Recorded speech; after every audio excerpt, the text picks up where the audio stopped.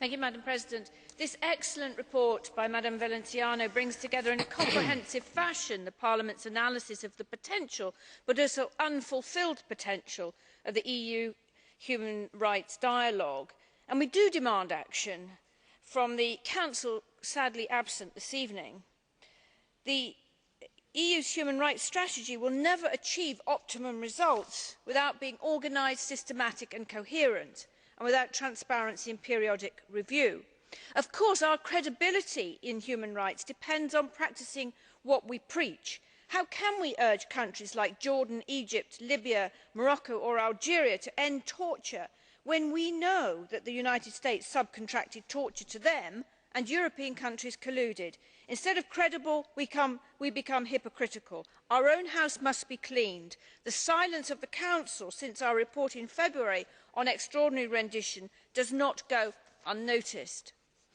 One of the strongest dialogues we should be having is with like-minded countries, and I therefore welcome paragraphs 115 and 116, which urge the EU to seek synergies and share experiences while addressing human rights concerns with the US, Canada, Japan and New Zealand.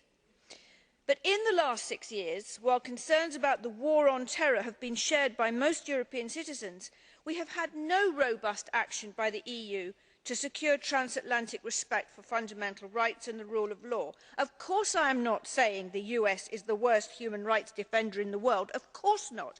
But it could be the model for human rights excellence, and the tragedy is that the EU is not urging it in that direction. The Council's torture guidelines say the EU will make démarches and issue public statements urging relevant third countries to undertake effective measures against torture and ill treatment. What démarches? What public statements about abductions, torture, Guantanamo Bay? Just embarrassed silence. Perhaps an article in this week's Economist magazine gives a clue. Headlined "Czechs with Few Mates," it explains how the Czech Republic in its 3 years of membership has earned a reputation for promoting human rights at every turn. Great, right on, let's cheer. But reading on, I learn that inside the Brussels foreign policy machine, such concerns are an irritant. EU diplomats apparently describe the Czech Republic as out on a limb, even unprofessional, no doubt the most disdainful insult in the diplomats' armoury. Silly young Czechs, they believed the rhetoric about the EU being a human rights community. They thought Article 6 and 7 of the EU Treaty, the one setting out our values of democracy, fundamental rights and the rule of law, were there actually to be acted upon.